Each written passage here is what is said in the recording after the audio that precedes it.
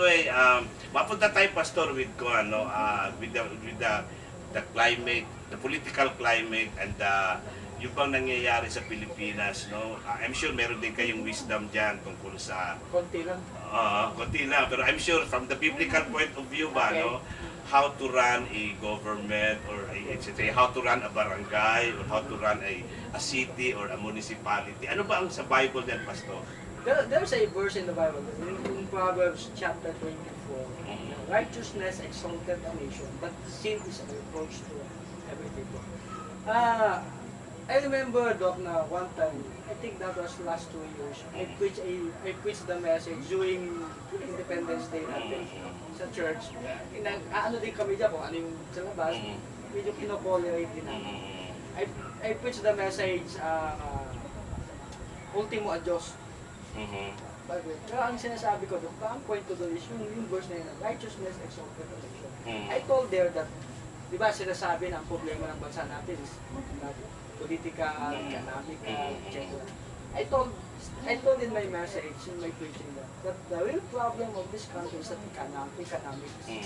The real problem of this country is not political. The real problem of this country is spiritual. Yeah, I heard that from the pastors of Kasalanan eh, yun mismo ang ano eh, yun mismo ang nagiging sumisira sa tao. Ngayon, kung ang righteousness ng Panginoon ay malalaman at makikilala ng tao, and first and foremost, those are in the love of God, I think it will elevate yung mga malaking tulong sa mababago. So, pero meron bang signs, Pastor, no? Meron ba tayong pag-asa? Yeah, I think so. Meron tayong pag-asa. Basta lang makilalanin ng and I have to yung majority conception ng tao na ang bansa, we are the only Christian nation in Paris. I'm sorry to say, we are not. Because look what is happening. We are number 2 in corruption. It doesn't show, no? Yeah. Na being a Christian country. Yes, sir. Siguro sa pangalan lang. Yes, sir. Number 2, yung sinasabi na kailangan mabalik ang the nation must be returned to God. No, sir. We have not yet been to God. So, kailangan tawin mo yung tao sa kanila. So, what I say is that only the Lord Jesus could magbibigay ng solusyon dito sa mga problema. Kaya, anong ibig mo sabihin, Pastor? Ibig sabihin, nasa sa puso ng bawat tao. We have to, ang kailangan natin sa bansa is not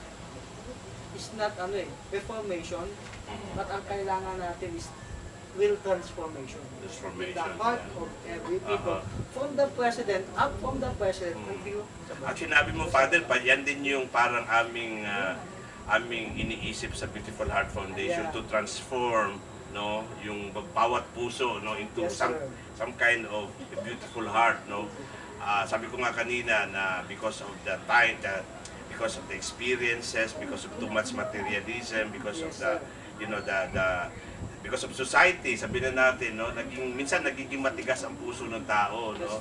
Nagiging parang hindi na sinasabi nila nagiging pusong bato, no, na I'm alarmed na pagka yung sinasabing matigas na ang puso ng tao, that to me is parang nagiging robot, no. Na wala na tayong pakiramdam, pakialam, okay na lang, bahala kayo dyan, basta kami, okay kami, yung mga ganun na attitude ba, yung indifference, no, and yung indifference yan, Pastor, isa yan sa parang nakikita kong sakit na dapat nating gamutin, no, yung ang bawat isa sa atin, meron tayong pakialam, no. Yes, sir. Makikialam tayo sa ating kapwa, makikialam tayo sa takbo ng ating pamumuhay sa ating sariling pamilya, makikialam tayo sa takbo ng ating pamahalaan, no? Kasi kung sabihin natin na wala tayong pakialam, and then we don't care, that means you don't care. And the moment na we stop caring, that's the end of it, no? Magkakasunod-sunod na yung problema. Kaya nga sa amin, pinaka-number 1 naming talagang trust is the idea of caring, so the idea of caring, no. And I think that is very biblical also. No? Yeah, that's good. Very Kasi, ang sabi ng Panginoon, ang sabi dun Christians are being told by the Lord to give, to be a Christian in action. And even Apostle James told, sinabi yan na, faith without works is dead. So, sabi mo may faith ka, pero hindi mo pinakikita, that is not true. Yeah, correct. That is not true.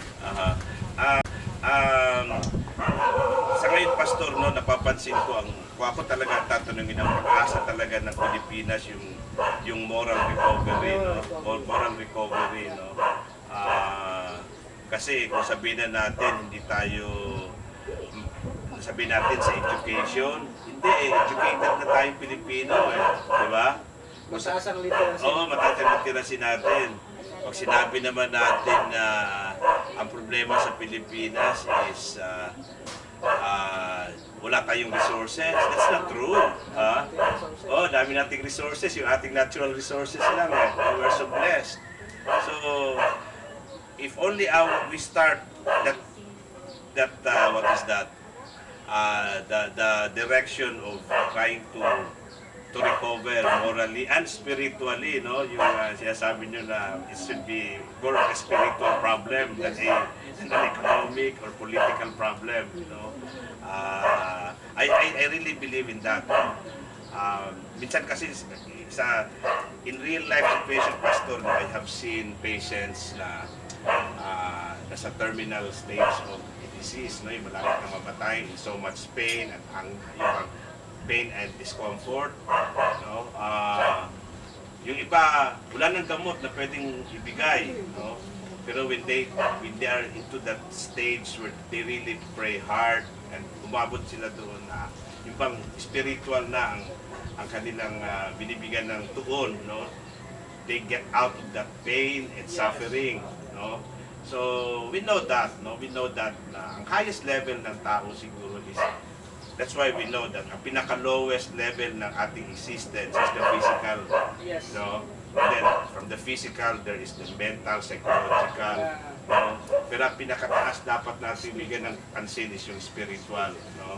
Na sa ngayon natatabunan ng spirituality natin because of nagiging more physical tayo, nagiging more sexual, no? When we love somebody, we associate emotional. or nagiging emotional, no? When we love somebody, we love a person because of the features, di ba?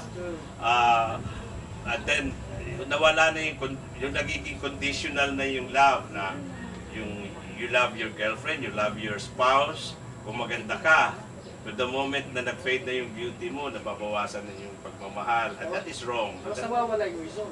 Nawawala yung reason. For example, ako, may wife ako. Nakita ko ng babae, uy, mahal ko siya. Kahit may wife ako, I will go after that correct, woman. correct. Kasi nawawala yung reason. I think with you na nasa field of really molding the spiritual side of man, no? The pastors, the priests, no? The leaders of the church, no? I really look up to you.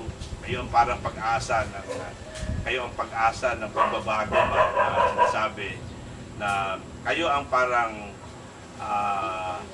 magiging gabay, no? You will be the light and the guide of the community towards that recovery, the so-called recovery, no? And sana, no, your community, no, will grow, no, lalago pa kayo, and we will support you in our own little way, no.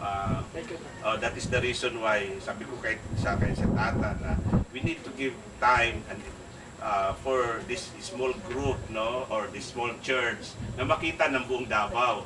No, most of the time na-associate kasi natin yung church, Pastor, doon sa ganda ng building, no? Sa ganda ng building, sa laki ng structure.